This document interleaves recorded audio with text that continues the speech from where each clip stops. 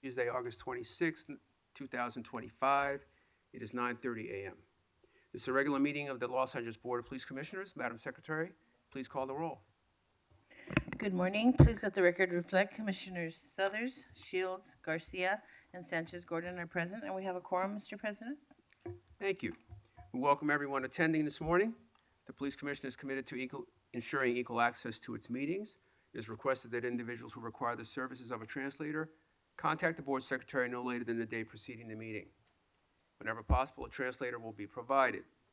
Sign language interpreters, assistive listening devices, or other auxiliary aids and/or services may be provided upon request. To ensure availability, you are advised to make your request at least 72 hours prior to the meeting you wish to attend. All public comment will be heard during item number 2 on the agenda.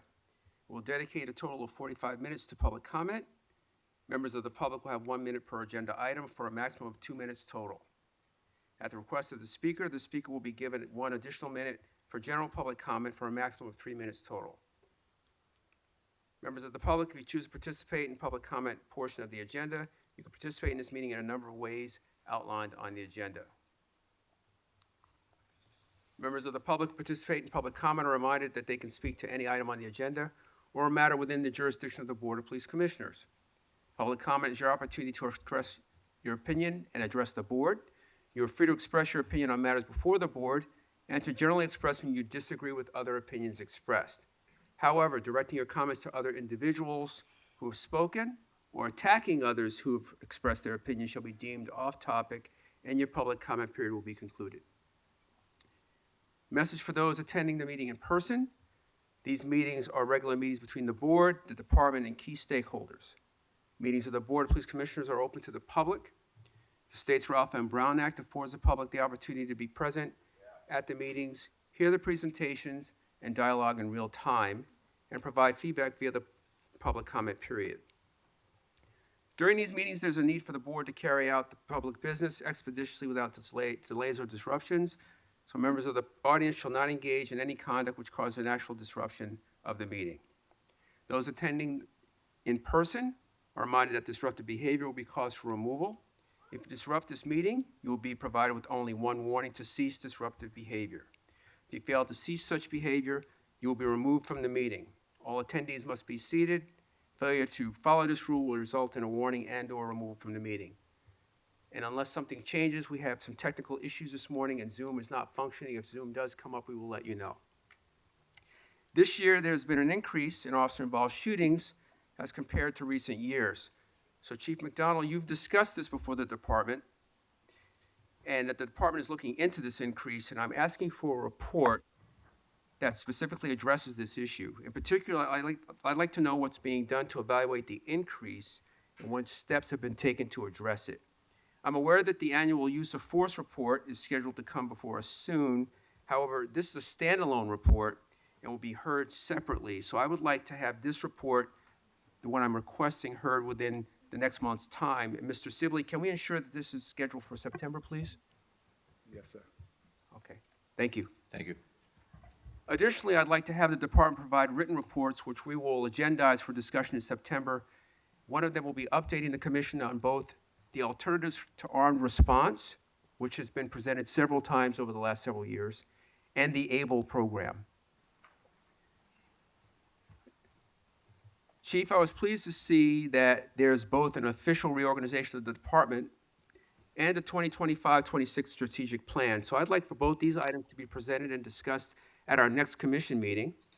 Additionally, as community engagement and outreach are both a priority for the mayor and this commission, I'd like an additional presentation on the reorganization of the public engagement group and the community relations sections as it relates to the role of reestablishing community trust and ongoing liaison, working both with marginalized communities and Angelenos overall. So, Mr. Sibley, those are 2 other items that I'd like us to ensure are on the agenda for our next meeting. So thank you both. I look forward to seeing these items come before the commission in coming weeks. And with that, we move to item number 2, the report of the Chief of Police. Chief McDonald, the floor is yours. Thank you very much. Good morning, President Suthers, Vice President Shields, Commissioners, Inspector General Barragan, City Attorney De La Guerra, and Mr. Sibley. Today I'll be covering key events from the last week share our latest crime trends, and provide an update on our staffing levels. We had an officer-involved shooting in Rampart area on August 21st, about 4:15 in the morning. Rampart Patrol Division uniformed officers responded to a radio call of ADW shots fired at Vendome and Beverly. The person reporting stated they heard 2 gunshots and multiple people yelling. Upon arrival, officers heard gunfire coming from the rear parking lot of 3040 Beverly Boulevard. There, they observed the suspect, later identified as Guillermo Khalil Akabal, inside a gray van in possession of a firearm, and an officer-involved shooting occurred. Following the OIS, officers ordered Khalil Akabal out of the vehicle and took him into custody without further incident. Los Angeles Fire Department personnel transported him to a local hospital where he was treated for metal fragments embedded in the top of his head and subsequently cleared for booking. A loaded black semi-automatic 9mm handgun was recovered in the van between the driver and passenger seats and booked as evidence. No officers or other community members were injured during this incident, and Force Investigation Division investigators responded to the scene and are investigating the incident. In Hollenbeck on August 22nd, about 8:20 p.m., Hollenbeck Division uniformed officers responded to a radio call of an ADW suspect there now at 5406 Monterey Road. The comments of the call indicated that the suspect, later identified as Brian Guzman, threatened the person reporting with a knife. Upon arrival, the officers contacted the person reporting, who directed them to Guzman. He was standing outside a white Nissan Sport utility vehicle. The officers gave Guzman verbal commands to put his hands on top of his head. As the officers attempted to take Guzman into custody, he produced a knife, resulting in an officer-involved shooting. Guzman was struck by gunfire and fell to the ground, where he was taken into custody without further incident. Officers rendered aid until the arrival of the Los Angeles Fire Department personnel. Guzman was transported to a local hospital and is in stable condition. A 12-inch kitchen knife was recovered at scene and booked as evidence. No officers or other community members were injured as a result of the incident, and also Force Investigation Division is investigating this incident. On August 23rd, at about 1:10 in the afternoon, Southwest Division uniformed officers responded to a radio call of an assault with a deadly weapon ambulance shooting at a residence located at 2336 West 23rd Street. The comments of the call stated that the victim, a 90-year-old male, was down in front of the house. Upon arrival, officers observed the victim on the ground and began to approach when they saw the suspect, later identified as Andrew Smith, present himself from inside the residence. Smith fired at the officers, and an officer-involved shooting occurred. Smith retreated out of sight into the residence, and officers immediately established a perimeter, requesting assistance from Metropolitan Division Special Weapons and Tactics. Upon arrival, SWAT personnel, along with Los Angeles Fire Department's Tactical Emergency Medical Support, or TEMS unit, conducted a rescue operation and moved the victim to safety. TEMS personnel pronounced the victim deceased from apparent stab wounds. After a prolonged standoff with Smith, failing to surrender, SWAT element members entered the residence and located him in a second-floor bedroom, where he was taken into custody without further incident. Los Angeles Fire Department personnel transported Smith to a local hospital. He was treated for numerous self-inflicted stab wounds and lacerations and is currently listed in critical but stable condition. Smith was not struck by gunfire. No officers or other community members were injured as a result of this incident. A loaded 9mm assault rifle style semi-automatic pistol, three high-capacity magazines, a large folding knife, and 2 large fixed-blade knives were recovered from inside the residence and booked as evidence. Force Investigation Division investigators, along with Robbery Homicide Division South Bureau investigators, responded to the scene and are investigating this incident. Year to date, we've had 30 officer-involved shootings compared to 19 at this time last year. On August 20th, the LAPD carried out a major operation targeting a prolific burglary crew known as the Rich Rollin Burglary Crew. This crew is responsible for at least 92 residential burglaries across Los Angeles since 2022, with the majority taking place over the last 2 years. At 5 a.m., our officers from multiple divisions, working with Hawthorne PD, Inglewood PD, and the Sheriff's Department, Carson Station, served simultaneous search warrants at 8 locations across Los Angeles and surrounding cities. These burglaries impacted neighborhoods in West Los Angeles, Pacific, Hollywood, Wilshire, North Hollywood, West Valley, Northeast, Devonshire, Foothill, and Topanga areas. The break in this case came back in February when 3 suspects were arrested after a vehicle pursuit. Officers recognized the van they were driving as being linked to 2 burglaries the day before. That arrest gave detectives the information they needed to identify additional suspects, which ultimately led to this takedown. The individuals we arrested are career criminals with prior arrests for violent and property crimes, and many are affiliated with a known criminal street gang. During the operation, we recovered 15 firearms, large quantities of ammunition, burglary tools, narcotics, and stolen property, including high-end watches, jewelry, purses, cash, stolen credit cards, fake IDs, and multiple license plates. In total, 10 suspects were arrested and are now facing multiple burglary charges. I want to thank all the personnel who worked this investigation, as well as the many divisions and specialized units who assisted in the planning and execution of these warrants. The teamwork made this operation a success and has brought much-needed relief to the communities impacted by this crew. We had a good cargo theft arrest on August 14th and then again on August 19th. Detectives from Commercial Crimes Division, Organized Retail and Cargo Theft Unit served search warrants at 2 businesses in Montebello and Huntington Park. The investigation focused on DJ General Tool and Wire, which was identified as a major storefront fencing operation.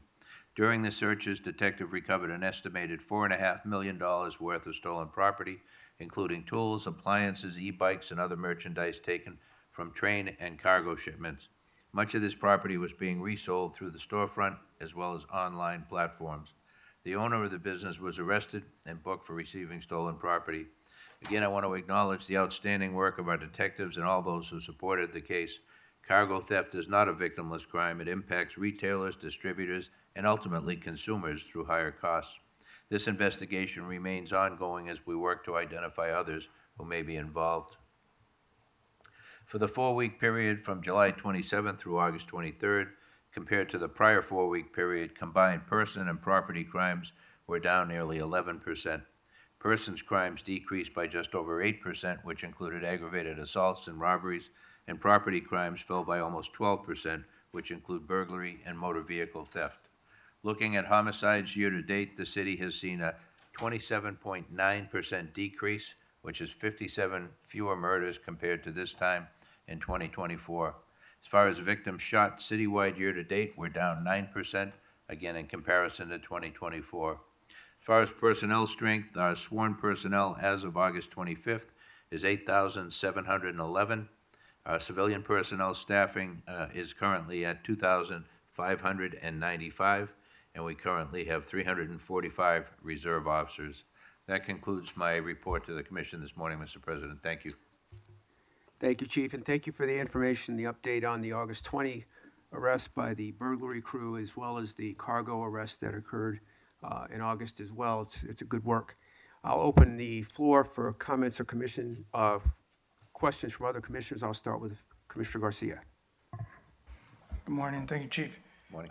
Just really supporting President Souther's requests for reports and information, in particular with the officer-involved shootings, but also hoping that we can see some kind of resolve even before the report next month in terms of what do we need to do to really slow that down, because 3 in the last reporting period is a lot.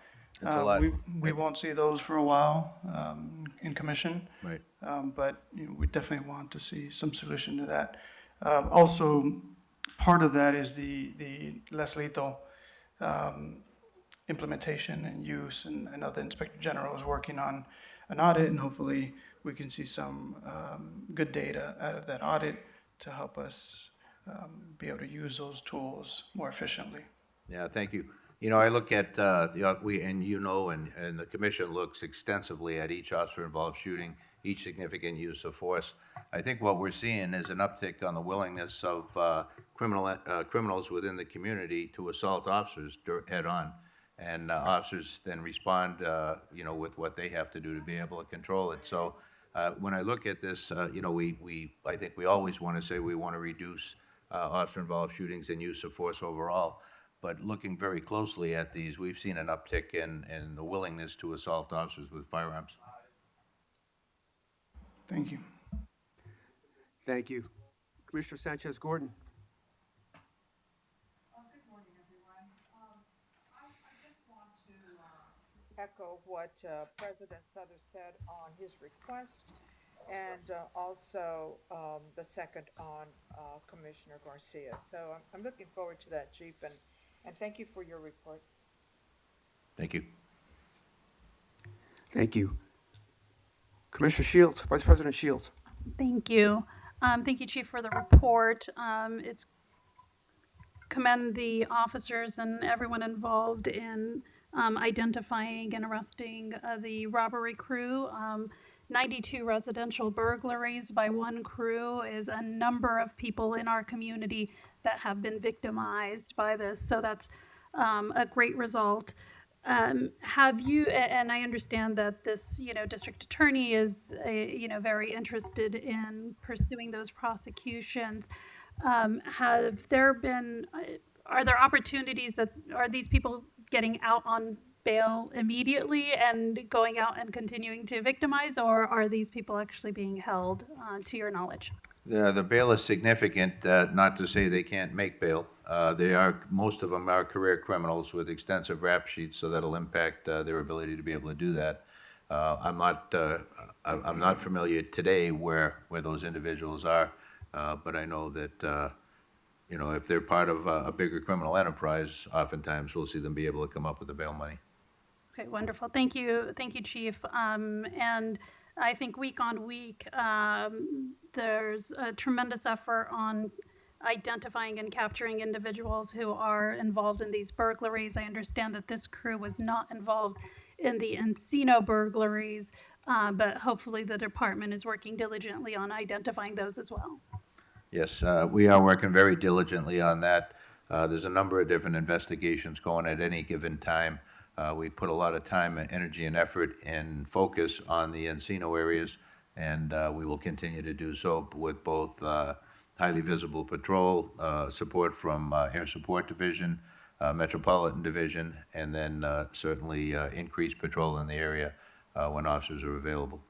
Wonderful, thank you. And I echo all of the commissioners' sentiments about the rise of officer-involved shootings and look forward to getting additional information about that. And I'm particularly, interested as we're talking about this issue, particularly how the department is kind of training officers to use less lethal weapons earlier in a situation where someone is potentially armed with a knife or an edged weapon, so that in the hopes of actually trying to prevent it from escalating to a point of lethal use of force. So when we talk again about that, that would be helpful to know both the change in policy that occurred to try to help give the officers an ability to use that kind of intermediate use of force earlier in a situation. And again, we continue to be troubled by the dealings of people both with, edged weapons, knives, other things like that, and then also those who are in the midst of a mental health crisis, and what options and ability does the department have that it leans on in those situations. Great, thank you. Thank you. Thank you. We'll now move to agenda item number 3, public comment, and I understand that Zoom is working, so we'll manage that as we normally do. Madam Secretary, please identify the first speaker. The first speaker is Andrew Gravener.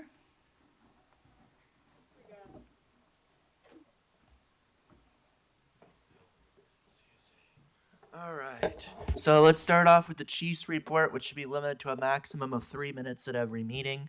If it exceeds 3 minutes, which will match the amount of time the chief takes, regardless of how long the chief takes to give his report, everyone should be able to speak both in person and on the phone. So we heard some questions today about this apparent rise in willingness of community members to assault officers. What about in this massive rise in the willingness of officers to shoot members of the community? He said it was up like 12. I don't remember the exact number, but it was like 12 more than this time last year, or something like that. It was a really large number. And of course, this is what McDonald is. This is who he is. This is his department. And, I mean, Moore was fired because of the numbers in the previous few years. It skyrocketed under McDonald. So when is he getting fired? Come on.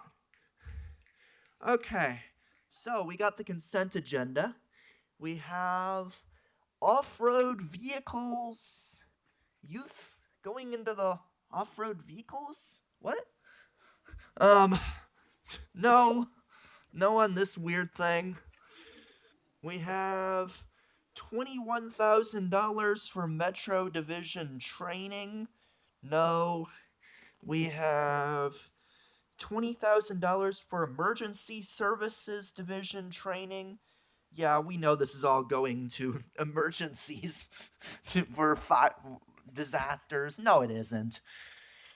It looks like it's dog-related stuff. Is that coming from the kennel named after Hitler's bunker? Should answer that question. We have $5,000 for morale in Southwest. No. $2,500 for a holiday party. No. We have $8,000 for a holiday party in a trailer in West Valley. No. We have a conference for the chief. No. We have something related to the sheriff's department and their use for contracting out transportation reliefs to the release to the sheriffs. So while you do this, can you vet to make sure, because the sheriff's department has recently shown a willingness to transfer people to ICE. So can you look into that before you approve that? Okay, so now I want to know from the city attorney and from the executive director and such why Errol Southers is here right now. His term expired 2 months ago. 2 months ago. And he hasn't been confirmed by city council again. Why is he here? Why is he running the meeting? Can we please get an answer on that? Why is Errol Southers here? Your term expired. Thank you. Next, we have Gina Peak.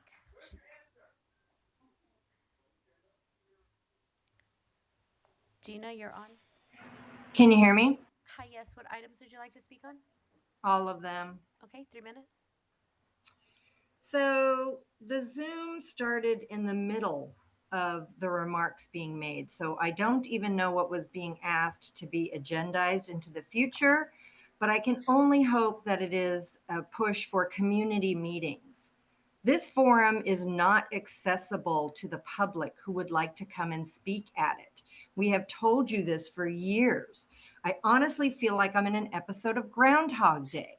I could go back to YouTube and play meeting after meeting where one of you commissioners asked the chief of police, what are you going to do about kitchen knives and mental illness? When are you going to stop shooting people because they have kitchen knives? Grishario Mack would like all the words in the room from you today. Let me just say that. Jim McDonald, you are an ICE-loving, I don't even want to say the word, but like enslaved catcher. You are a slave catcher. You are not fit to be leading the LAPD. You need to step down. I don't even understand how you got appointed to this. It's just, it's absolutely ridiculous. As crime continues to decrease in our city and your department continues to shrink, you know what goes in the other direction? The LAPD's budget. It continues to grow and grow as your department gets smaller and smaller. How do you make sense of that? How do you commissioners sleep at night? You are supposed to be the public's voice in policing affairs, and you are the fucking rubber stamp of the LAPD. That is, in fact, I am certain what you said, what you all say is scripted. I think you walk into this room with a script. Hearing questions like, well, we know the Encino burglaries aren't included in this report. Really? How do you know that?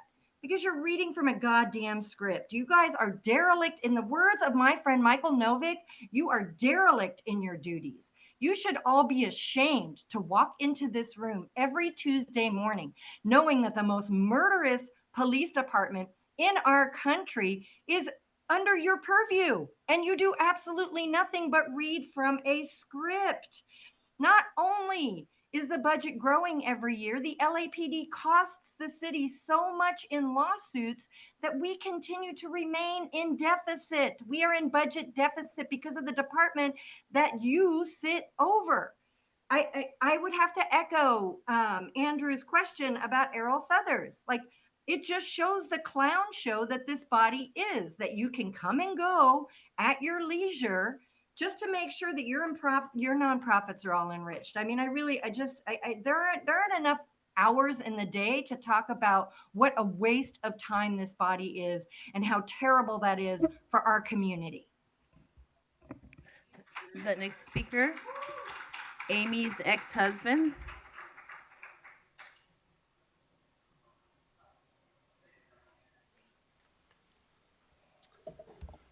Good morning. Several things I want to talk about.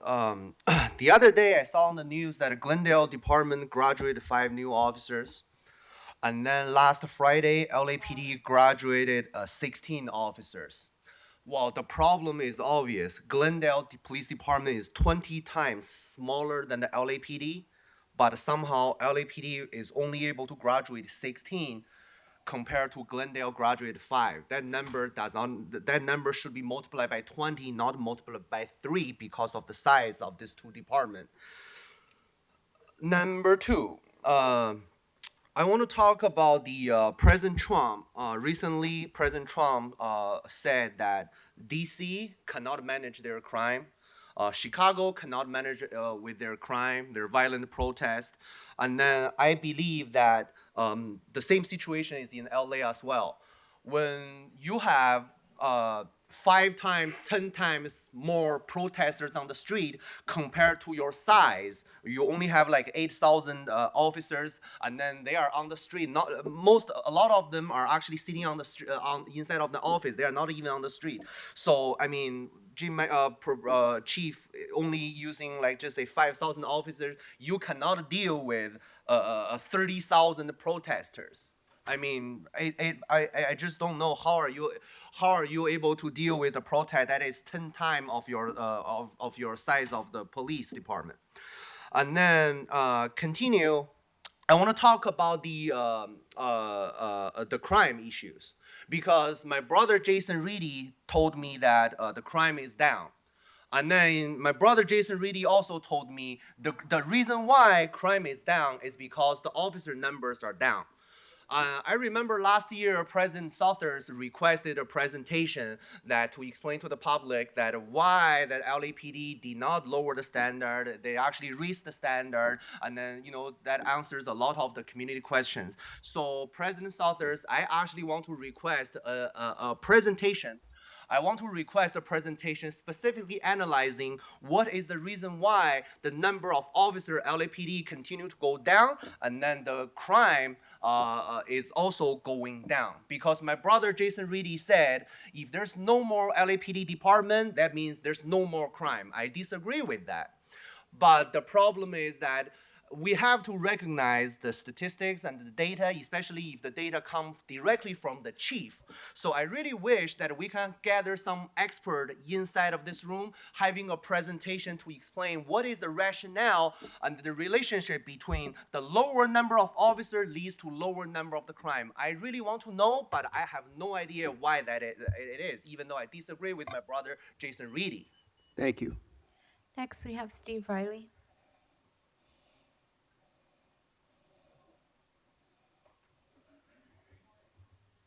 Steve Riley, you're on.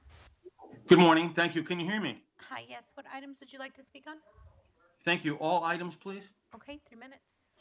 First of all, crime is not down. You hear this line in big cities especially.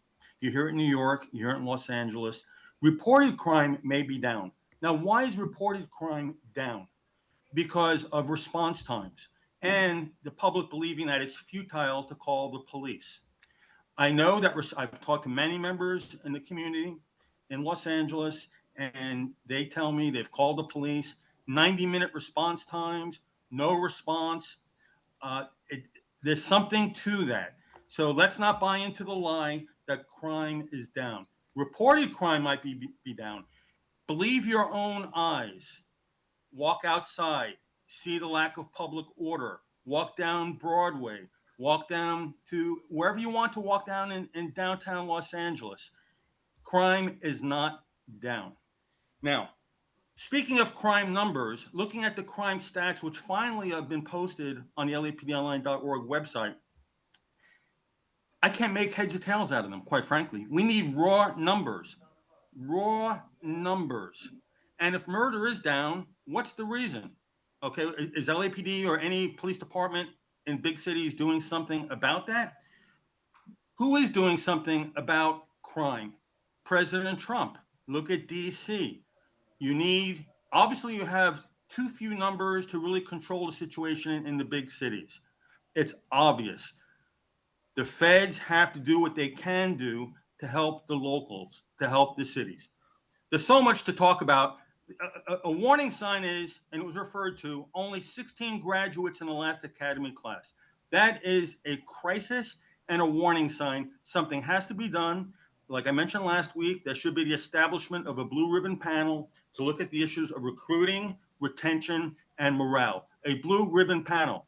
And speaking of blue, you have the blue line flag. To improve morale immediately, put back the blue line flags in the police stations. It's symbolic, but it's important to the officers. That I did send a letter last week regarding the crisis that is going on in LAPD. I noticed there were no letters submitted today. In a city of millions, you don't even have people who will bother to send in letters. So I'm glad to hear that there is a strategic plan for 25-26. 25 is almost over, but better late than never. I'm looking forward to hearing more about public engagement and community policing. As far as marginalized communities, I don't know what marginalized means. Can you explain it? Because when we had meetings in the community, there were two bureaus that were left out. Central Bureau and what other bureau? West Bureau, I believe it was. So let's have community policing for everyone, not by invitation only. I'm here to help the police. The next speaker, Audit LA.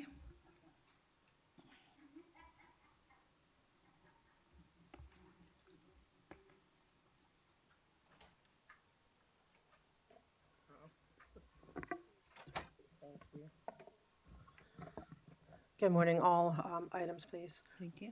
I want to start off, I want to thank you for finding the officer that our victim, the first victim who's going to be stepping up and telling her story, that you did find a officer that she feels safe enough with to tell her story. And it's very traumatic. And and we're just hoping, though, that besides telling her story, that we can get next steps in moving forward.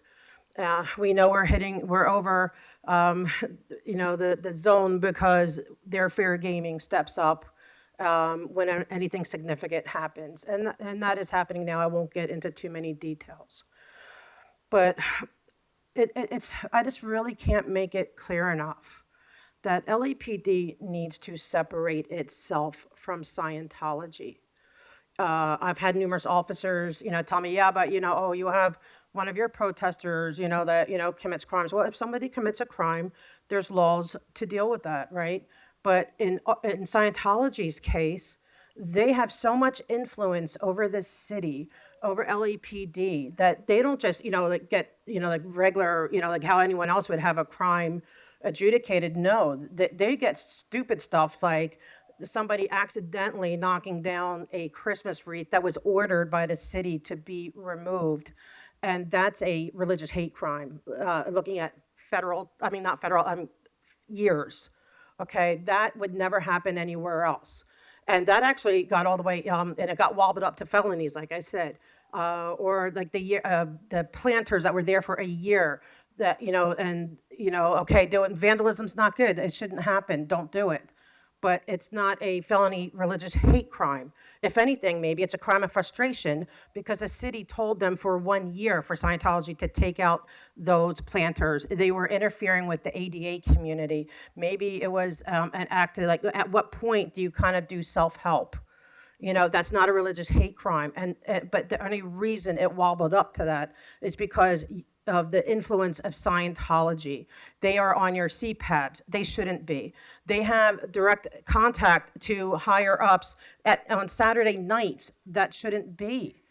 They shouldn't have, you know, if they're the so-called victims, how do they have so much influence over how their case goes or how, you know, this goes? No, they're not the victims. They are the push behind whatever is happening. And like I said, I will never condone committing any kind of crimes on any kind of protest. But the law needs to be fair. It needs to be, what would you really, like, if it was something down the street, would anyone else, like, if they knocked down a Christmas tree, they don't even celebrate Christmas, by the way, you know, and that the city said to take down, would they be charged with felonies? No, and we know it. Thank you. Thank you. Madam Secretary, excuse me. Gentlemen with the red hat, the next time you give the finger to the Zoom audience, you will be removed from the room. Madam Secretary, please announce the next speaker. Next, we have Jill. Hi, I have to reiterate everything that Audit LA had said because no religion is going to leave something and abandon it and then use you, the police, as a way of pursuing charges. I'm still very concerned that you're not responding to the person. I know that you have a report going on the person that assaulted Ms. Laura Anderson, but the problem is that she was sent all around like on a wild goose chase just to get the report. And the fact that you haven't been able to identify her assaulter is absolutely outrageous. I'm very concerned that this cult is in your city, that you're not doing anything about it. I'm going to keep bringing up the past of not going after children with having that help sign in the window. There's a lot of things that go on behind closed doors that others are able to get justice for. A lot of things coming to light in other counties that people are able to get justice for. Child abuse victims are able to get justice for their abuse, but it doesn't seem like the children that were abused in Scientology are getting justice. Now that school has started, where are your truant officers going to Scientology to make sure children are not experiencing educational neglect? Where are they? Are you making sure that people are going in and making sure these children are not getting total educational neglect that endanger them from participating later on in years in the society that requires so much education and use of technology that they're not getting exposed to? This is a shame. I wonder how you would feel if your children were in that position. That's absolutely disgusting. You guys have your heads in the sand and you need to wake up, start doing some research. There's a law firm that's going to be representing people in civil suits against this cult. They are called Andrews and Thornton. And actually one of the attorneys that is a part of that law firm was also speaking on the Emmanuel Arrow case in the Cabazon, California area. And you should also be aware that this is not going to end well if you guys keep putting your heads in the sand, because you're going to be held probably fiscally responsible if you don't do anything. Get them off your CPAB. Detach yourself from the mafia that you have on LRH Way. It's absolutely disgusting. We want the name changed and the bricks to be torn up. And you have to stop siding with this criminal child trafficking cult. Bye. The next speaker is William Good.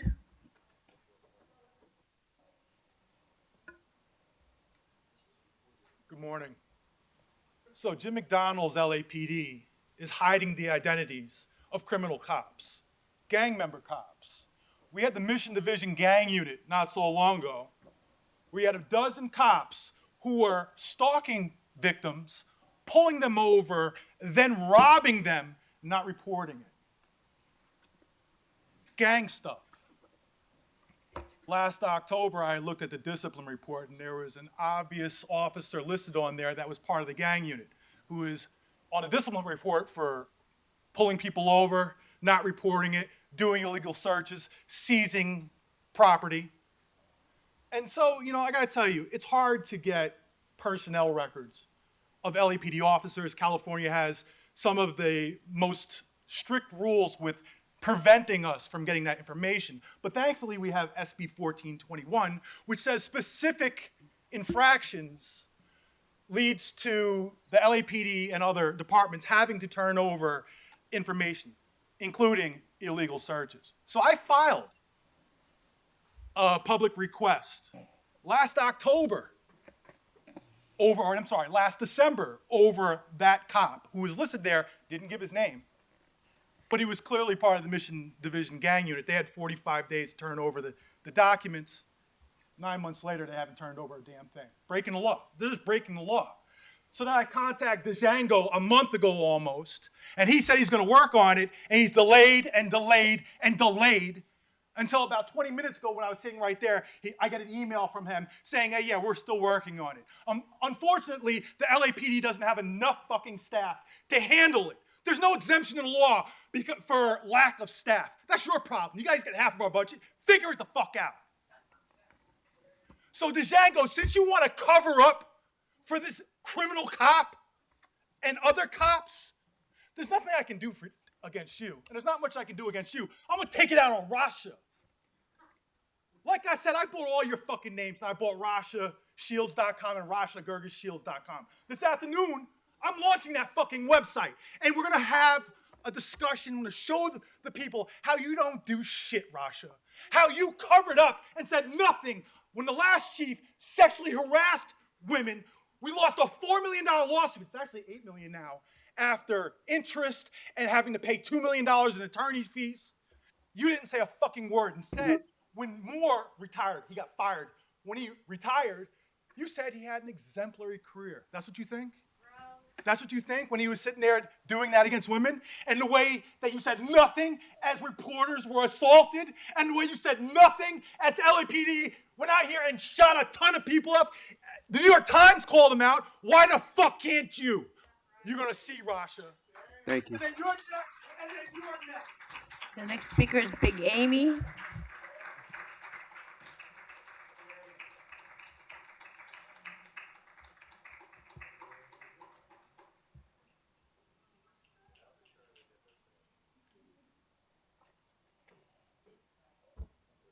"50 years and only one president has discussed the terms of what is illegal in the United States of America. In 200, like I said, in 2 years, you allowed this so-called rich rolling burglaries to go on for 2 years.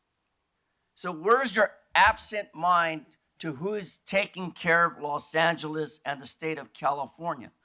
Other than what I'm wearing in my hand, although, Southers doesn't appreciate my First Amendment right here. Now he sees it. This represents my First Amendment when you talked about the cap, the guy with the red cap. I'm referring to Donald J. Trump, who knows for a fact that E-roll slut is termed out regarding the emergency service training. E-roll training. And yet you got cops out there shooting people, which is great. You're just like the dumb black mayor of Los Angeles who burned a whole fucking community of white people's homes so that she could raise the taxes and chase you white motherfuckers off the hill. Which is great, Earl. I love it. I love when fucking Scientology, Earl, believes they're above the color of law when they can put their fucking furniture on my disabled sidewalk as a disabled man to have that fucking condition to remove and replace with my fucking sidewalk, Earl. Fuck Scientology and fuck Robert Hubbard. I hope every motherfucking brick comes off that fucking street that I, a taxpayer in California, and the rest of us have paid for, Earl. In regards to the Bain Act 52.1, fuck your criminal threats. If we're not afraid of you, who's afraid of you then? No one, Earl. That's why you a goddamn chyster, a Sambo fool who don't understand that the West Valley holiday party is well worth $8,000. I'm glad you're spending the taxpayers' money that way, Earl. That's how fucking stupid you are. And the other party, and by the way, I want to thank you for sending Chief McDonald on his travel expense trip. Because again, this gutted fucking city of Los Angeles of you worthless fucking criminals, organized crime, white collar motherfucking niggers gotta learn. America is doomed. Thank Donald Trump. Priest rape boys, snipe. Thank you. Jonathan Foster.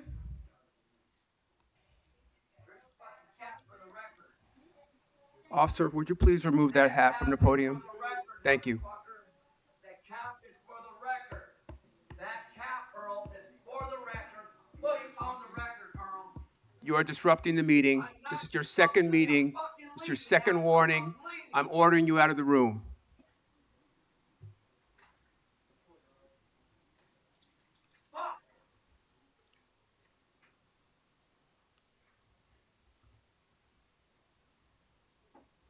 Thank God for Donald Trump to save your ass and save this fucking city, Earl. You should be ashamed of yourself. You white-collared motherfucker. I'm leaving because I believe in Donald J. Trump. Fuck you, Earl.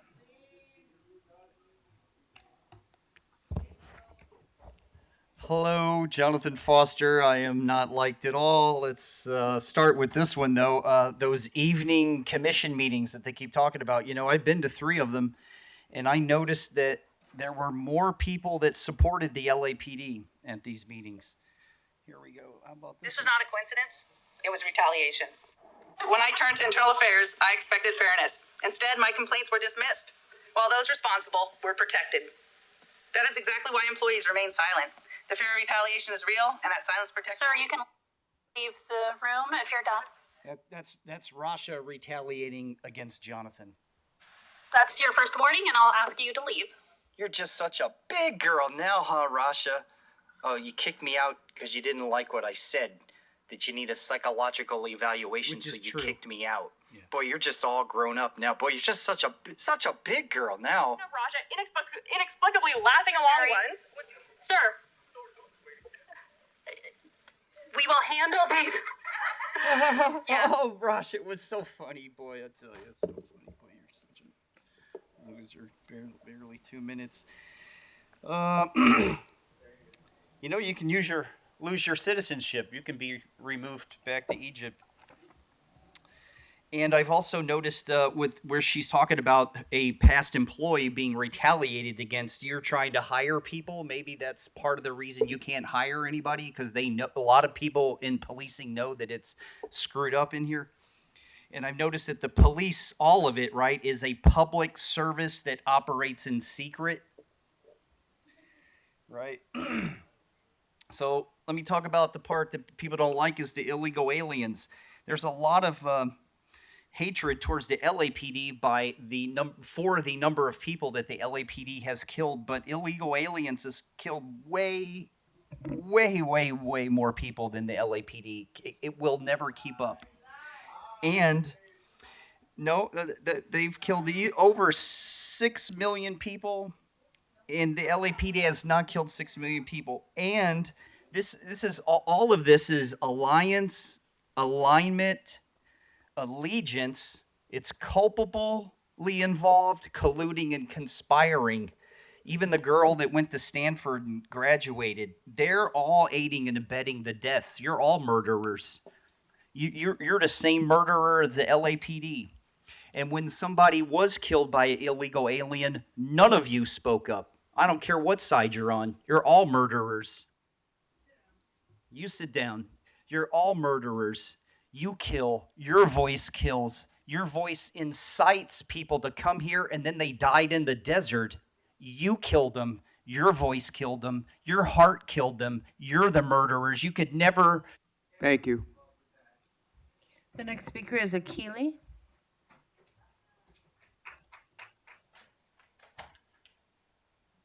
I'm Akili with Black Lives Matters LA. And one of the things that I want to speak first, all of them, and I want to start with the chief's report. The absurdity of saying and blaming the victim sets the report that you just asked for, it sets that tone. It's absurd for you to say that the reason why there's more killings is not the institution's fault, but the people's fault. That is the height of absurdity. You're suggesting that this institution and the people who work in it are not responsible for the mass murder, and I'm going to say mass because it has increased. You're saying it's their fault, that somehow or another that the people are much more inclined to attack the police.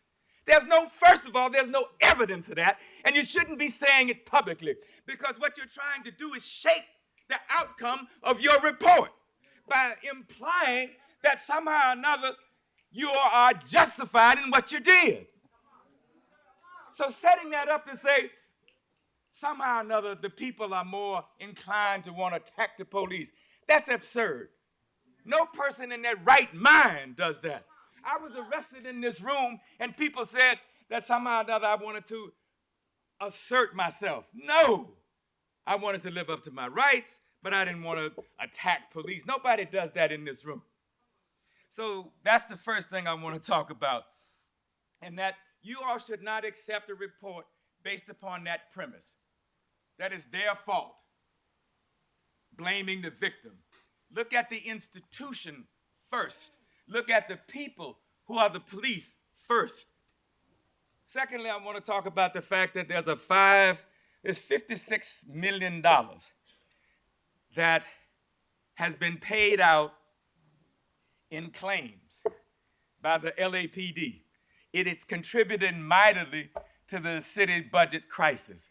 But there's no proposal, there's no process, there's no procedure that you're looking at to say, how do we make sure police are held more accountable to make sure that they don't do that because it's bankrupting our city? But you don't talk about that at all. So two things. One, don't start from the premise that it's our fault that you are killing us. And finally, you need to hold yourselves more accountable. Thank you. The next speaker, Tasha.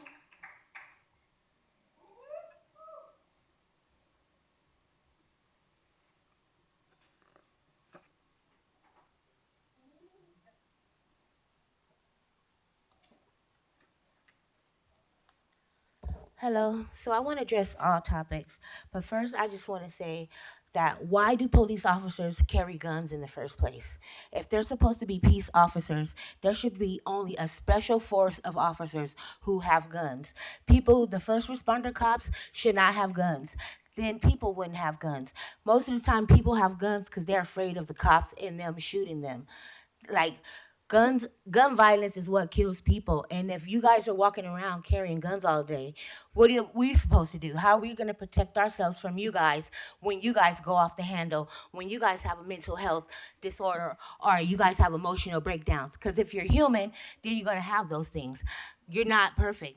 So you guys going to have mental health disorders, emotional breakdowns, and who protects the people from you guys when you misuse those firearms, when you go there and you shoot people who have knives and you have guns? What happened to like using rubber bullets or tasers and stuff like that? It's like you guys jump past all those things and go straight to shooting and killing people, maybe because you're afraid. You know, you putting these officers out here and you're telling them to do these things and making them feel like they're all high and mighty and big and bad, when really they're just human beings just like us. And so they are not, only thing that protects them from, put them in a higher state is the fact that they have guns. So on this talking points, they say that, on here, it says, a suspicious Activity report, or SAR, is a report that someone generates about activity that they deem to be suspicious. These reports are proven repeatedly to be steeped in racial and ethnic profiling and to encourage such profiling under the guise of national security. Fusion centers are spy hubs where information is gathered and shared between local and federal law enforcements. Real-time crime centers, RTCCs, are localized spy hubs that allow LAPD to track, hunt, and surveil in real time. Real-time crime centers are intended to serve as surveillance hubs for LAPD into which it will stream real-time information about communities. These are bases upon which LAPD will keep building its surveillance platforms, including its arsenal of drones, its mass surveillance using license plate reader technology, and multiple uses of social media surveillance. LAPD has also been considering the purchase of Fuse's technology, which would allow it to more easily connect to and access large networks of cameras, both on private and public properties. LAPD is also building up surveillance ahead of hosting massive sporting events, including the Olympics in 2028. These events in Los Angeles and nationally have been an opportunity for federal task force operations, including ICE, to partner with. Thank you. The next speaker is Quinn.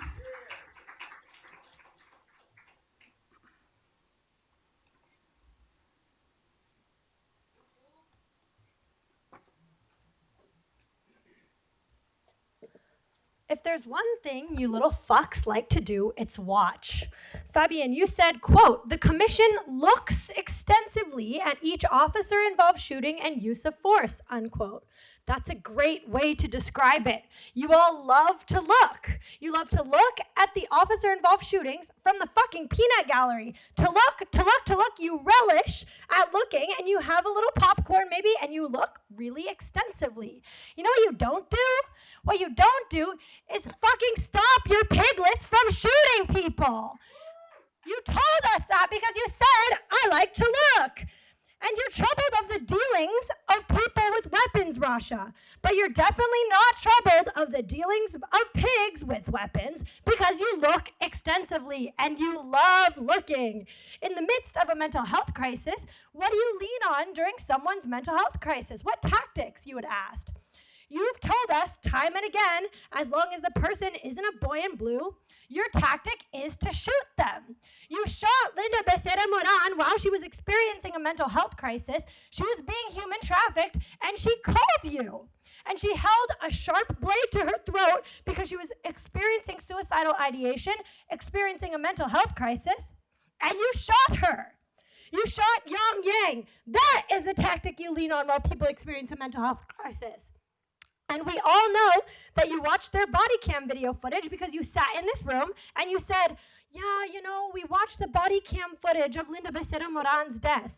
And what you did was you looked while the police shot Linda Becerra Moran, and after the fact, you have another tactic for looking. You have a tactic for looking post a shooting, and you have a tactic for looking so that you can plan a shooting.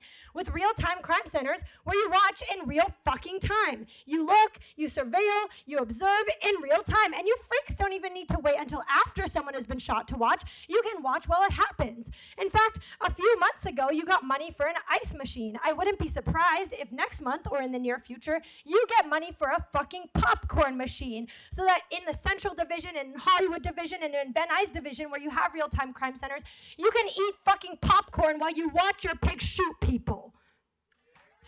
Beyond that, you have Fusus Center technology that you've been using to access cameras in public spaces, private spaces, and now you peeping Tom creeps can watch people trying to live their lives in real time all the time. It's no surprise that ICE's favorite lackey, this commission, is excited to unveil real-time crime centers in all 21 divisions. So now your cops can watch our communities without leaving your little war fortress. And now you can send ICE data on how to abduct our neighbors without leaving your basement. $15 million for your real-time crime centers so that you can get more automatic license plate readers, more screens, more what? Fucking chairs, and maybe a popcorn machine. Tech toy. Thank you. The next speaker, please, Grace. The next speaker.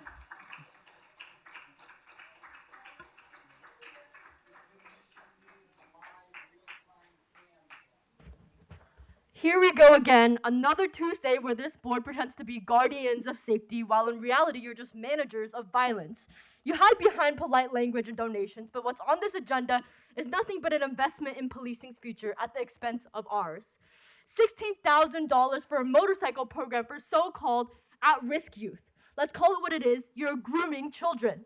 You sit them one-on-one with cops to map out their personal success plans, to eat meals with the very people who stop, frisk, and cage them.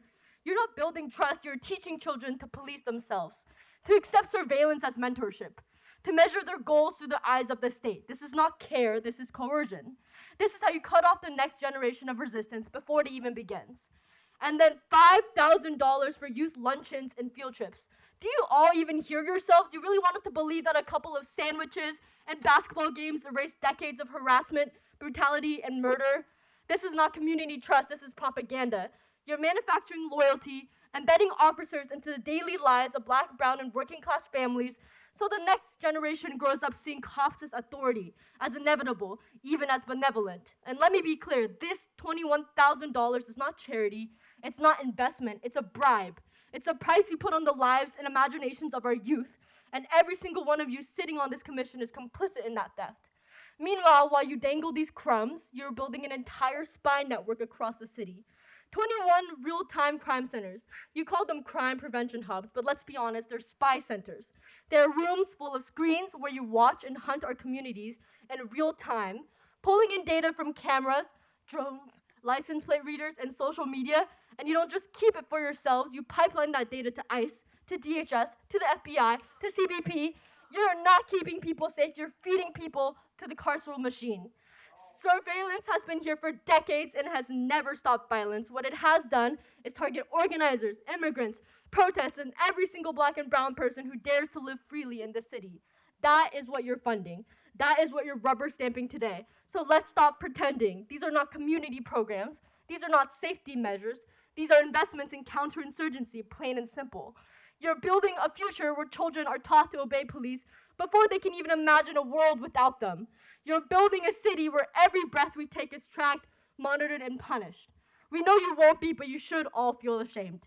Ashamed for sitting here week after week, putting your signatures on the slow suffocation and murder of our people. Okay, the next card is from Sac the Blue. Okay. Yes. Because he should be fired. Anyway, this is a little lighter than the last two speeches. I didn't really write it in advance, but same topics. First of all, if I were getting paid as much as the pigs, I'd be embarrassed to take kids out to lunch or, a grooming date and not pay. Teachers buy their own classroom supplies, and a lot of the pigs, even the ones in this room, are getting paid hundreds of thousands of dollars of overtime. Isn't it embarrassing that we're asking for handouts to buy these kids lunch? You guys can afford it. Let's see. Fabian said we're trying to figure out how to use non-lethals more efficiently. That's a dumb fuck thing to say. I think the most efficient way to do it, if you think about, units that you have to buy, trash you have to clean up, and liability lawsuits that you are going to lose, I think the only winning move is probably not to play. Jim said that they look into each use of force closely. Is that why you've been gone for 2 weeks? I think the Stop LAPD Spying Coalition put in a public records request for any public records related to how many projectiles were used, the types of surveillance used, deployments of surveillance technologies and use of force during the protests. As far as I know, we still haven't gotten that data back. But I guess Jim's been busy on vacation getting those numbers for us. Accessibility, yeah. We always run out of time for public comment. There's 1, 2, 3, 4, 5, 6, 7, 8, 9, 10, 11, 12 people behind that table, and maybe we should think about extending the public comment period so we don't run out of time every week. While we're at it, why is this meeting on Tuesdays at 9:30 a.m.? And while we're at it, why are we not allowed to bring water into this room? Is it because you're witches and you're afraid you're gonna melt if someone throws water at you?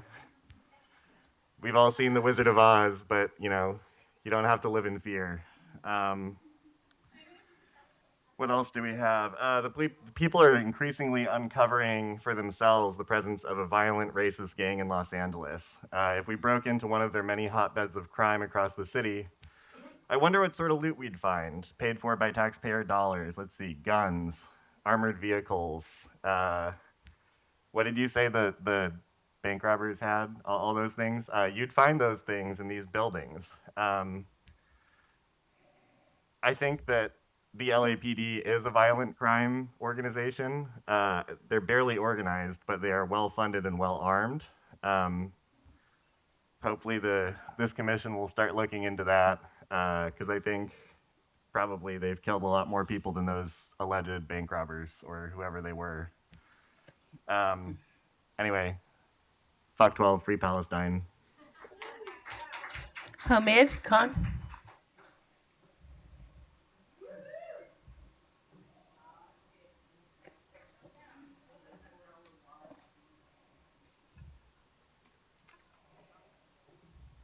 So a lot of folks have talked about this body as an oversight body. So let's take a little journey back in time, because we have a bunch of our comrades from LA Can and some of the folks who are not familiar with the history of this body, this very performative shit show that we come and see.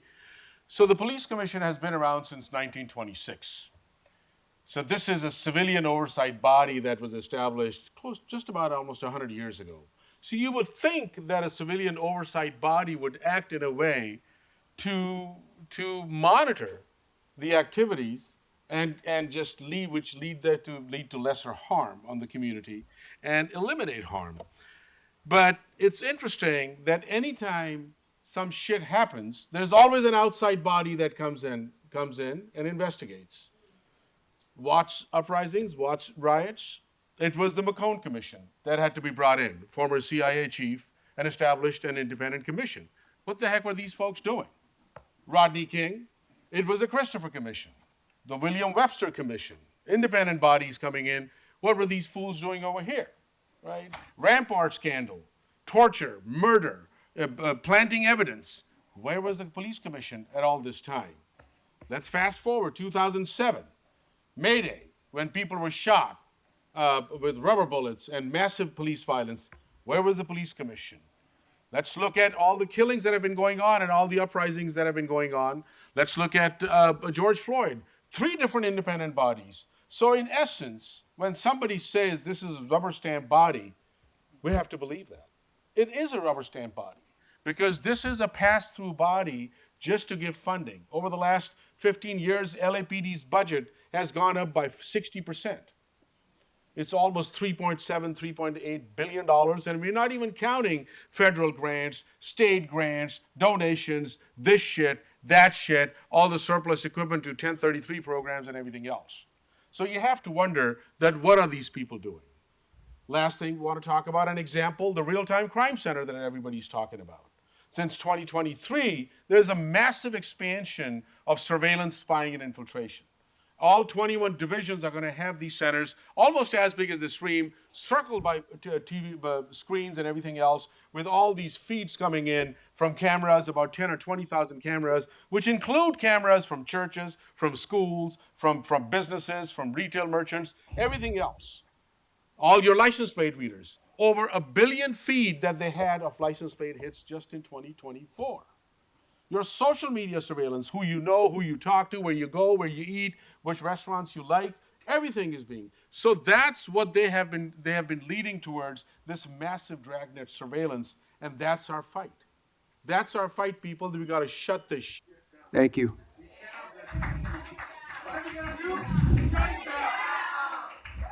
The next speaker is John Avalos. John Avalos.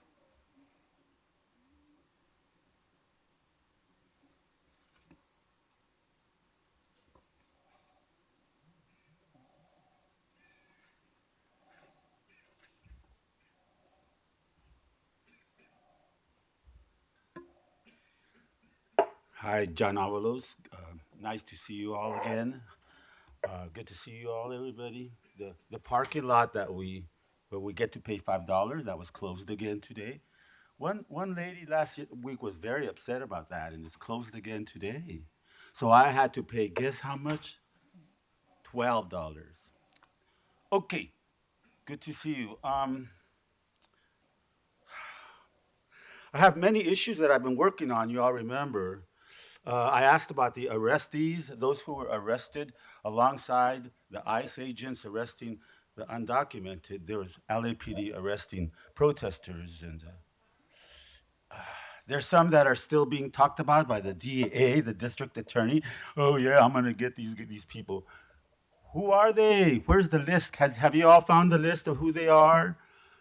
You can't follow what their cases are doing, but they're bragging a lot about how they're going to be punished.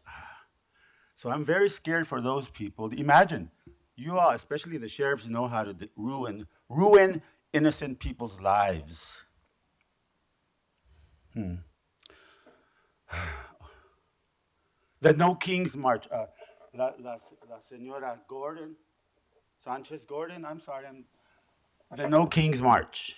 You did ask for a report on that No Kings March and what was going on. Why did the police shoot us with bazookas over there in front of your sheriff's at the Hall of Justice? They put green protection for the sheriffs. Lots of people gathered after that march right there. And many young people were there. We wanted to watch the sheriffs because they were behind that green barricade like this. All of a sudden, they started shooting bazookas at us, at the young families, the people with children. What did we do wrong? I don't know. I saw some white kids that may have been planted there, right there, to hit the police cars, boom, boom, and the police cars would run away, as if the police caused that. They wanted problems, and then the bazookas came after us. So we need a report. Why did you have people shooting us with bazookas? Is that your design from the past of sheriff's departments? They were having fun shooting at us. They were loving it. Their body languages, they shot those bazookas at us. What were they? What were in those bazookas? I don't know, smoke? But they were loud. Man, that is so sad. I don't think you are going to get the report, are you? They're ignoring you on that, I think. No? Yes? I still got to tell you next week about the 4 tickets that I got in the mail because I am a protester for my car. It's about $1,000 of tickets. I got to talk more about that later. The next speaker is Megan.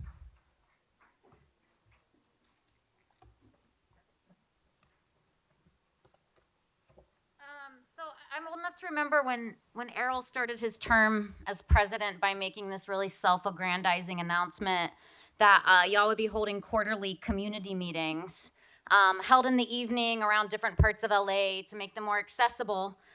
You chose pro-police locations to host those meetings and had literally dozens of uniformed police officers there at those meetings hanging out in the parking lot beforehand to intimidate the public. I counted 90-something uniformed police officers at the Watts community meeting. You had exactly 3 of those meetings before you quit because you, Errol, were personally humiliated at each and every one. You had a black organizer dragged out by force because they brought up your personal involvement in censoring the graduation speech of a Muslim valedictorian. Just one instance of a long history of proud Islamophobia by Errol, who is a staunch supporter of the Israeli military and has written an entire book about how police departments should be justifying their criminalization of Muslims. I noticed that the man who used every racial slur in the book was just asked politely to leave, not dragged out by force. So that meeting that I'm speaking of was held at Bishop Almani High School in Mission Hills, who is super friendly to both police officers and child molesters. Same difference? A coincidence? That high school has a long history of employing and shielding predators, which is why we know why Earl felt real comfortable hosting his meeting there. You also shield child predators. You found the Santa Monica Police Activities League, where a police officer molested over 200 children, and you have never had one word to say about it. Not one word. I also want to point out that last week, people came to speak for Jeremy Flores, who you murdered. And they pointed out that he had family members on Zoom waiting to speak, and Rasha so graciously asked the lady to find them on the Zoom and let them speak.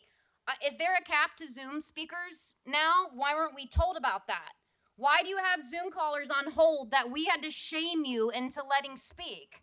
Zoom is one of the few things that allows more participation in this meeting, and you are limiting that. None of you are allowed to say the words community engagement. It literally makes me nauseous. It makes you look stupid. Shame on all of you. Fuck the LAPD, especially you, Django. You were an officer who didn't carry a gun. Y'all should read the interview that he did. It came out in the LA Times last December. Django said that sometimes we make good points, but we should acknowledge more of the progress that's been made at these meetings. Sorry you're not getting your just desserts, Django. Fuck you. Taylor Smith. Taylor Smith. Okay, thank you.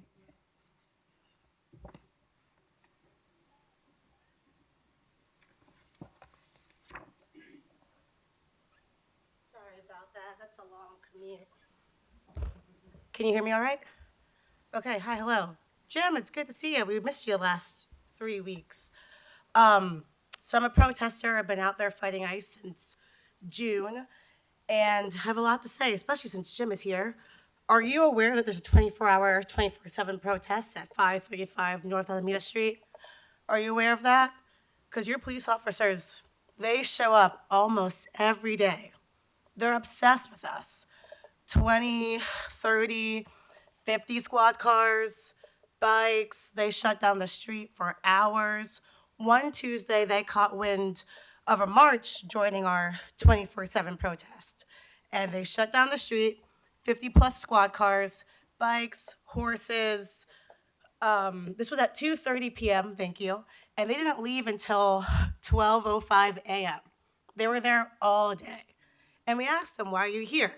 Me, being naive, I was like, oh, you must be here to stop ICE. This is where ICE is.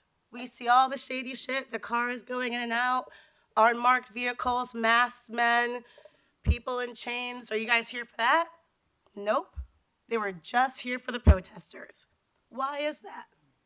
It is super strange, especially since local law enforcement can't do anything about federal. I think we can all agree that we don't want Donald Trump's weird dictatorship anywhere near Los Angeles. We have such a strong economy. We have such a strong community outside of the LAPD.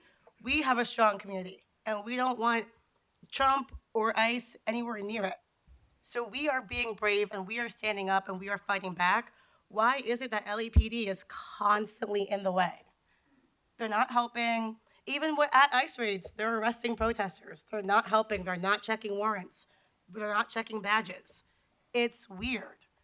And then you want to sit there and bitch and moan about how you're underfunded, undersupported, understaffed, yada, yada, yada. Gee, I wonder why. And then, because I talk to your officers, because I spend so much time with them, I ask them, do you even want to be here? Defending DHS, defending ICE, and they all say no. Well, not all of them. I will say not all. But most of them say no. They also think it's weird. And they don't really understand why they're out there because they don't watch the news. We are living under fascism, and I need everyone on this board to wake up and pay attention. We don't have to be friends right now, but we do have to work together. And then afterwards, we can go back to how things were. But, fascism needs to stop right now. Call off your dogs. It's egregious. There are real crimes going on elsewhere. Leave the protesters alone. Thank you. Thank you. Eddie? I'm sorry, it's Jamie Cusick first?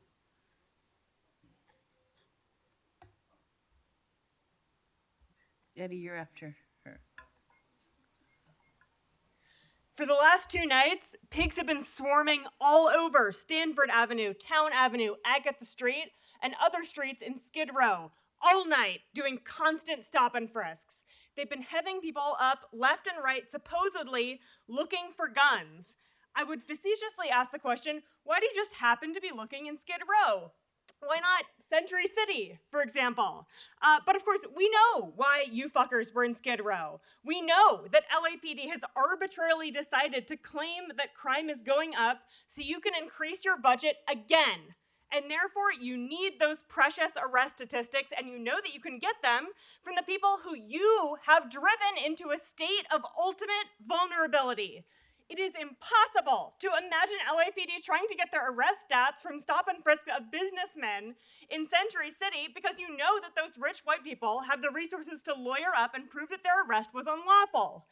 And playing out that literally unimaginable scenario speaks not only to the fact that the justice system in this country is a crock of shit, but also the fact that crime itself is completely arbitrary. Crime is not a real thing. Crime is a social construct. What is real is harm. And the harm that those Century City capitalists cause with their wealth and asset hoarding is both totally legal and much more violent, ultimately, than the acts of much smaller scale interpersonal harm that might be committed in Skid Row. And that is not to minimize or dismiss the acts of gun violence and other physical violence, especially sexual violence, that do occur in Skid Row. It is to emphasize that those acts of violence are engineered by the state. When you steal folks' resources, when you corral folks into a tiny space within a few horribly maintained streets, when you force folks into horrific, unlivable conditions, when you deliberately treat us as if we're subhuman, it's not surprising that we might have to resort to desperate acts of harm just to stay the fuck alive.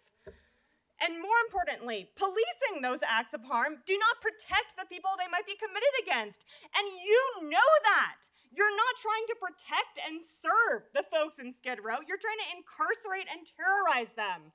With these stop and frisks, and by cracking down on 5611, the storage of personal property in public areas, such as alleys and sidewalks, give me a fucking break. You take away folks' living areas so that they're forced to live in public areas, and then you tell them that they can't have their stuff there. Having your stuff on the sidewalk is not an act of fucking harm. Having your stuff on the sidewalk is an indication that harm has been done to you by the state.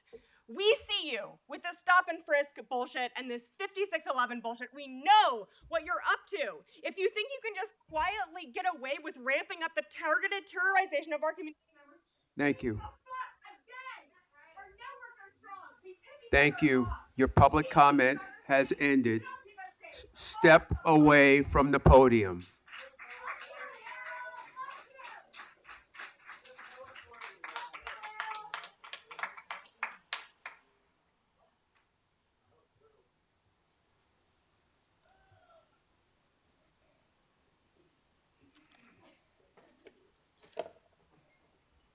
Hello. Hold on, let me get this recording because hopefully this goes viral because this is crazy. Hi. My name is Eddie. I'm one of the protesters at 535 Alameda. And first off, I want to talk to all the officers here. I consider you guys my coworkers because I talk to you guys on the fucking daily because you guys are harassing protesters. I'm just trying to use my First Amendment right to fight for strangers, and yet every day LAPD comes and talks to me and harasses me or other protesters. Why, Jim? Do you know that that's happening? Do you know that LAPD harasses peaceful protesters every day? Do you know, Chief? Does the mayor know? Does the mayor know? Chief, can you ask the mayor if she knows that protesters are getting hurt by your LAPD? Ask her. Do you know this? Can you shake your head yes or no? Answer the question, Jim. Do you know that peaceful protesters are getting hurt? Someone lost a finger. We can send you pictures and proof of evidence. And also, City Council paid for it, by the way. They paid $17 million alone to you guys on June 24th so that they could pay LAPD overtime for specifically anti-ICE protesters. So, City Council paid for it. The mayor probably knows, and Jim McDonald knows. What does that mean? That the government is not here to protect and serve peaceful protesters? Is that what it means? because I think that's what it means, and it's fucking terrifying. Also, did you guys know, cops, one day you're gonna have to stop following orders. Stop following orders. Grow a spine. They're not here for you. Did you know that 4 cops committed suicide? 4 cops committed suicide after January 6th. Remember January 6th, guys? 4 cops committed suicide after that because they have the trauma, okay? And that was one day, and it was on your side, and by that I mean Republicans. But I care about fucking people.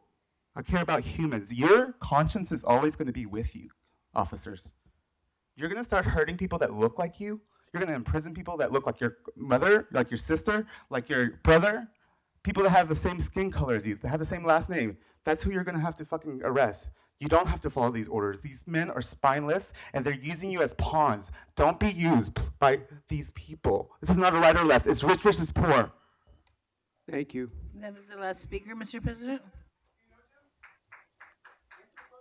Your public comment has concluded. Thank you.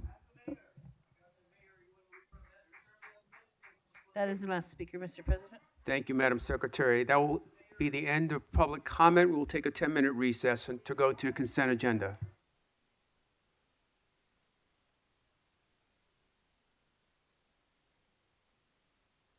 Move on to agenda item number 4, consent agenda items. We have items A through H.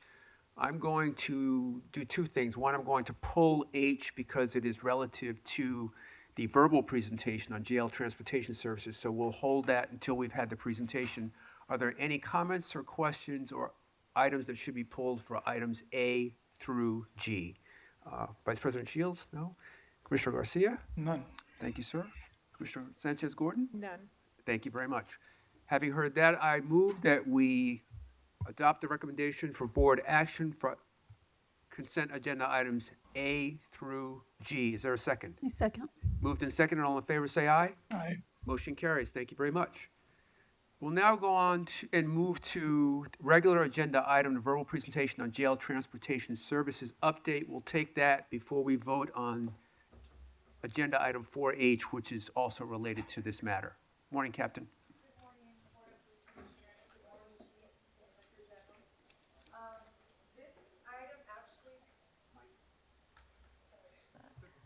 Okay, good morning, everybody. This item had previously passed the Board of Police Commissioners, and just to refresh your memory, around December 2nd, 2024, we were informed by the Sheriff's Department that due to budget cuts, they wouldn't be able to pick up inmates from our outlying jails, which were Pacific, Harbor, and Hollywood Division, just because the cost versus what they were getting out of it wasn't something that they saw was profitable in terms of their employee wages, transportation, gas, time and effort. So they were saying to us that they were giving us advance notice. The contract was ending June 30th of this year, and they were giving us 6 months to advise us that they wouldn't be picking up the inmates from the outlying jails. Also, given the fact that there's not that many inmates that they would pick up daily, 2 or 3 or 4 maybe. So my partner, Anthony Otero, went and discussed this with ASB, Bureau, OSS, and the Chief of Police and the City Attorney on April 15th. And we looked at if there was any way for us to keep the outlying jails open, and it just wasn't feasible in terms of our employees, deployment, the resources that we need in terms of transportation for us to do it. So the decision was made to go ahead and shutter those jails, which means they're not permanently closed. They can be reopened with a moment's notice from the sheriffs if they are able to pick up inmates from those jails. So they've been shuttered. And due to that fact, we gained 28 more detention officers to the 3 regional jails, and we were able to give 28 rotational police officers back to patrol. So it kind of was a win-win scenario. And so we submitted the revised amendment contract to the Board of Police Commissioners, indicating that the sheriffs added one stipulation on the contract, and that is that with a 30-day notice that can be given via email, they can let us know moving forward if they will be unable to pick up inmates from any of the remaining jails, which are the 3 regional jails. Now, I know that, you know, that could be, you know, something that happens in the future if there's more budget cuts, but that's the solution that they gave us right now. We've agreed to that. Should that happen, then of course we will have a temporary plan in place to use our custody transport vehicles and then our detention staff and whatever police officers we have in the moment to try and bridge the gap. But ultimately, if the contract is canceled, of course, we would need our own buses and our own training for our own folks and then more police officers to custody services. But we're not looking that far down the road yet. There's no indication that that's going to happen. We're just asking that you look at the contract once again. The only thing that changed was the contract number, and that's why they sent it back up to the chief of police and the board of police commissioners. The correct contract number, account number is Charles, C as in Charles, 138334. There's already been meetings discussed all the way up to the chief of police, and they all agree with the new contract amendment. Thank you. Thank you, Captain. Just two questions to start. First, if you would explain what shuttered means. Okay. And then second half of that question is, are there jail facilities that are still shuttered?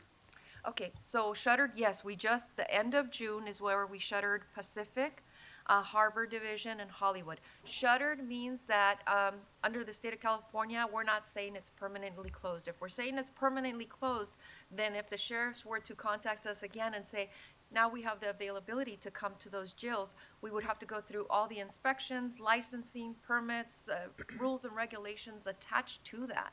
So it enables us to keep them semi-closed, but not permanently closed, so that we have the option to reopen them if the financing comes back to the sheriff's department and there's Okay. more money. So those jails that are shuttered, we're not detaining anyone in those facilities? Correct. Okay, They are thank you. not in operation right now. Harbor, Hollywood, and Pacific are Pacific. not. And then the employees that work there have all been, distributed amongst the regional jails. So we have more employees at the regional jails. So that's where we're at right now. Thank you. Vice President Shields? No questions? All right. Commissioner Garcia? None, thank you. No questions? No questions, thank you. Thank you. Okay. All right. Captain, thank you very much. We appreciate your presentation. Okay, thank you.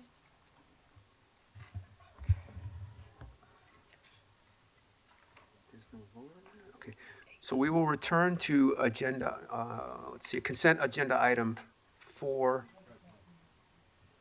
H. We don't have to vote on that. No, Oh, we do? we approve the report and transmit it.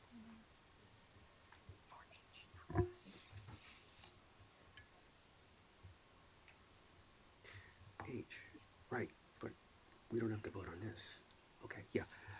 Okay, so we're going to return to 4H. We're good? Okay. So are there any comments or further comments or questions on item 4H, which is the agreement between the City of Los Angeles and the County of Los Angeles for transportation and relief services? None. Okay, hearing none, I vote that we approve the department's report and transmit to the mayor. Is there a second? I second. Moved and seconded, all in favor, say aye. Aye. Motion carries. Thank you very much. We'll now move on to the final agenda item for today, which is the item number 6, election of the officers. We shall begin the elections for president and vice president for the Board of Police Commissioners. Nominations for the office of president are now in order. Are there any nominations? Thank you, Madam Secretary. So I would like to nominate Commissioner Sanchez Gordon for the office of president. Commissioner Sanchez Gordon is nominated. Is there a second for this nomination? I second. Second. Are there any other nominations on the floor for president? No, seeing none. Is there a motion to close the nominations for president? I move that we close the nominations for president. Okay, is there a second? I second. Okay, those in favor of closing nominations say aye. Aye. Okay, the ayes have it. The motion to close nominations for office of president is carried. Those in favor of electing Commissioner Sanchez Gordon as president say aye. Those opposed say no. Aye. The ayes have it by unanimous vote. Congratulations, President Sanchez Gordon. Congratulations. Okay. Nominations for the office of Vice President are now in order. Are there any nominations? I'd like to nominate Errol Southers for Vice President. Commissioner Southers is nominated. Is there a second for this nomination? I second.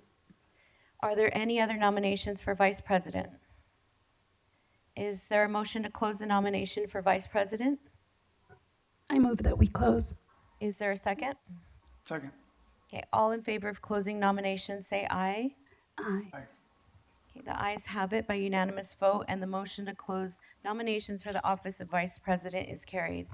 Those in favor of electing Commissioner Southers for the office of Vice President, say aye. Those opposed, say no. Aye. Aye. The ayes have it by unanimous vote. Congratulations, Vice President Southers. Thank you.